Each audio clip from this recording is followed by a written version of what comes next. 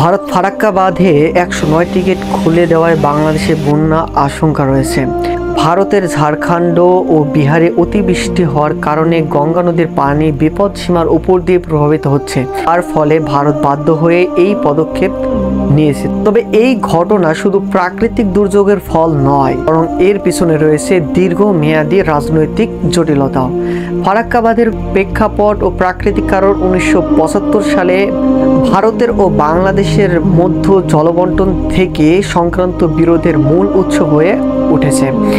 বাঁধটি গঙ্গা নদীর পানি নিয়ন্ত্রণ রাখতে এবং ভারতের পশ্চিমবঙ্গের কলকাতা বন্দরের নাব্যতা বজায় রাখতে গুরুত্বপূর্ণ ভূমিকা পালন করে। তবে বাঁধের পানি ছাড়ার ফলে বাংলাদেশের পদ্মা নদীতে সরাসরি প্রভাব পড়ে, যা প্রায়শই বন্যা সৃষ্টি হয়। 2024 সালের বর্ষা মৌসুমে ভারতের ঝাড়খণ্ড ও বিহারের প্রচণ্ড বৃষ্টি হওয়ার কারণে গঙ্গার পানি বিপদসীমা অতিক্রম করেছে। এর ফলে ভারত 109টি গেট খুলতে বাধ্য হয়, যা দিয়ে একদিনে প্রায় 11 লাখ কিউসেক পানি প্রভাবিত হবে। ভারতের পানি উন্নয়ন কর্তৃপক্ষ জানিয়েছে, পরিস্থিতি নিয়ন্ত্রণে আনতে তারা বাংলাদেশের আগাম সতর্ক করেছে। এখন আমরা দেখব রাজনৈতিক দৃষ্টিকোণ। ফারাক্কা বাঁধের পানি বন্টন কেবলমাত্র একটি পরিবেশগত ইস্যু নয়, বরং এটি একটি রাজনৈতিক হাতিয়ার হিসাবে ব্যবহৃত হয়। 1996 সালে গঙ্গা পানি বন্টন চুক্তি স্বাক্ষরিত হলেও এর কার্যকারিতা নিয়ে বিতর্ক রয়েছে। অনেক বিশ্লেষক মনে করেন ভারত কখনো কখনো কৌশলগত কারণে বাঁধের পানি ব্যবস্থাপনায় পরিবর্তন আনে, যা বাংলাদেশের রাজনৈতিক ও অর্থনৈতিক চাপ সৃষ্টি করতে পারে। ভারতের এই পদক্ষেপের ফলে বাংলাদেশের উত্তর পশ্চিম অঞ্চলের বিভিন্ন যেমন চাঁপাইনবাবগঞ্জ, রাজশাহী, পাবনা এবং কুষ্টিয়া নতুন করে বন্যার সম্মুখীন হতে পারে। এই ধরনের ঘটনা শুধু প্রাকৃতিক দুর্যোগের ফল নয়, বরং আন্তর্জাতিক কূটনৈতিক সম্পর্কেরও প্রভাব ফেলে।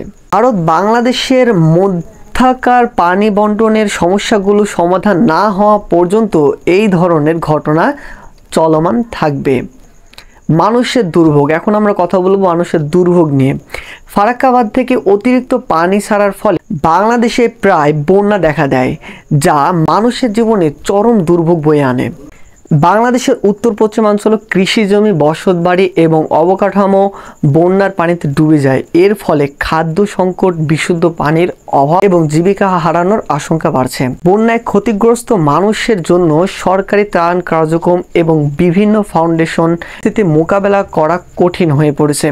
স্থানীয় প্রশাসন ও দুর্যোগ ব্যবস্থাপনা মন্ত্রণালয় বন্যা পরিস্থিতি মোকাবেলার জন্য প্রস্তুত থাকলেও পানির পরিমাণ ও তীব্রতা বিবেচনায় এটি একটি বিশাল চ্যালেঞ্জ হয়ে দাঁড়িয়েছে।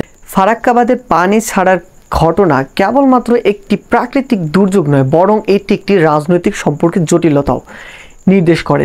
তারপরেও ভারত ও বাংলাদেশের মধ্যে পানি বন্টন নিয়ে দীর্ঘদিনের বিরোধ এবং পরিস্থিতি সামাল দিতে আন্তর্দেশীয় সহযোগিতা এবং সমঝোতা আর জোরদার করা প্রয়োজন।